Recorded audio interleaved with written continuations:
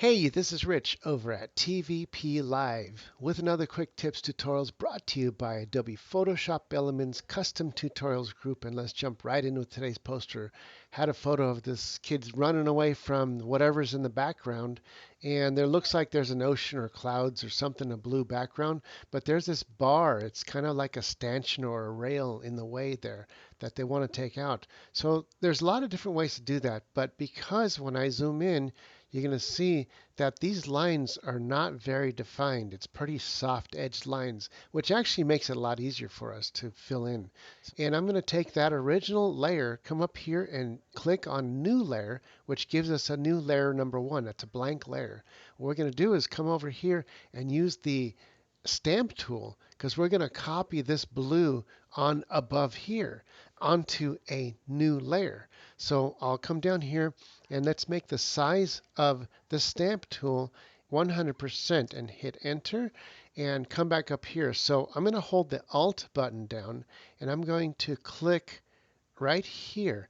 And that picked both the colors blue and the kind of darkish brown. So wherever you happen to click with the Alt left mouse button, it's going to copy that section forward. So if I come over here, you're going to see what it's doing is it's copying this blue section and then this brown section on top of itself. I'm going to go ahead and undo that and make sure that I capture only up here in the blue. So if I capture right here, hold down the Alt button and click the left mouse button, it's going to work up here to cover this. But if I go too far right up here, it's going to copy what's over here too far right. And I'll show you for example. If I click left mouse button, see what's happening? Now it's showing what's down here. It's copying what's down here. So I'm going to undo that and do that again. And I'm going to hold the Alt left click, and this time I'm just going to go up and down like that so that I don't capture this brown.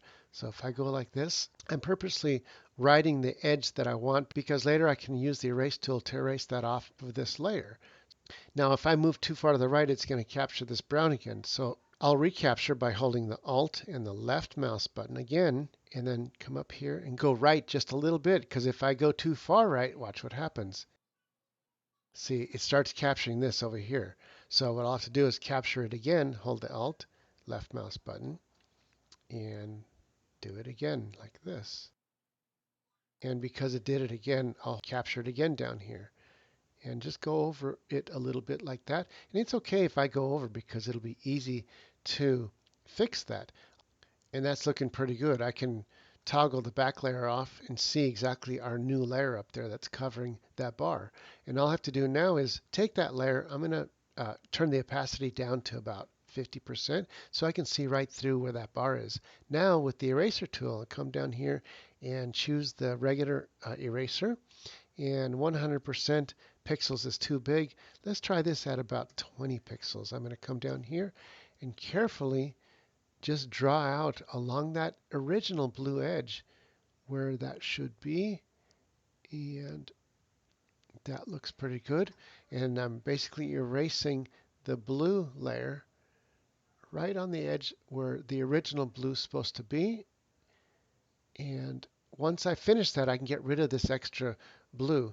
I'm going to turn off the back layer. You can barely see that blue. If I turn the opacity back up to 100%, now I can see it, and now I can see what I want to cut out with those edges.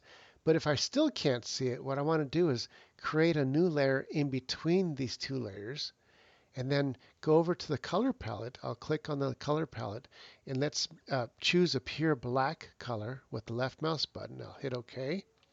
Now with the paint bucket, I'm going to just paint that new layer in between in, and now that allows us to see exactly what we painted on our new layer, which allows us to pick what we want to delete, those edges that went beyond what we wanted.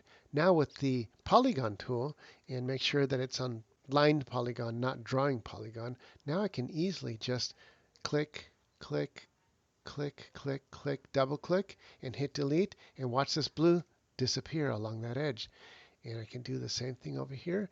And the reason why I originally used an eraser and used a soft eraser was because that original picture, edges, was soft. In the very beginning, I showed you that the edges were soft. So I wanted to make sure that these new edges are soft too, so that when we turn off that middle temporary black layer, that blue's going to come back and the background layer, turn it back on. We're going to zoom out a little bit. And we'll see as I toggle that new layer on the top, look at that, off, on, off, on. Now, if I want to marry this all together, I'll get rid of that middle temporary black screen that I had put. Take that top new layer, right click and hit merge down, and that turns the whole thing into one layer with a fixed center section that you can't even tell. And that's it for this tutorial. Hey, don't forget to like and subscribe. And this is Rich calling it quits, saying over and out.